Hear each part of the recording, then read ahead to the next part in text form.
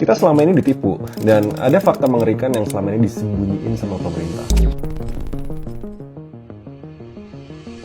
Simpelnya gini, buat 2026, ini pil pahit yang harus ditelan. Mayoritas dari kalian itu bakal ngerasa tahun yang sangat berat. Tapi buat segelintir yang nonton video ini dan beberapa dari kalian akan dapat kekayaan yang luar biasa banyak. Karena jujur, video ini unscripted dan awalnya gue cuma mau bikin video apa nih tren-tren di 2026 biar setidaknya kita lebih ngerti apa yang terjadi di dunia, prediksi marketnya. Tapi kan untuk ngebahas 2026, kita harus ngebahas dulu 2025 emang tahun yang berat buat mayoritas kita. Itu menurut gue fakta, ada data dan statistik untuk ngebuktiin itu. Cuma kan nanti kita tinggal di era sosial media, pas kita lihat Instagram, TikTok, kok ada anak muda yang udah triliuner, beli supercar, bisnisnya thriving, itu tuh namanya survivorship bias. Ada nggak yang thriving dan sukses di 2025? Banyak, tapi banyaknya itu nggak sebanding sama 80-90% warga Indonesia. Jadi buat kalian yang ngerasa tahun lalu itu berat, kalian nggak sendirian. Jangan samain standar mayoritas rakyat Indonesia sama segelintir yang pamer hartanya di Instagram. Nah, uniknya gini, 2025 tuh kelihatannya nggak ada yang spesial. Tapi sembari gue riset makin dalam, gue nemu fakta yang mengerikan. Gimana kalau gue bilang ke kalian bahwa rakyat Indonesia sekarang dibanding 10 tahun lalu, kita tuh sekarang lebih miskin. Tapi disembunyiin, dibalut sama cerita-cerita ekonomi kita growing 5%. Purbaya bilang tahun depan bakal 6%. Itu semua menurut gue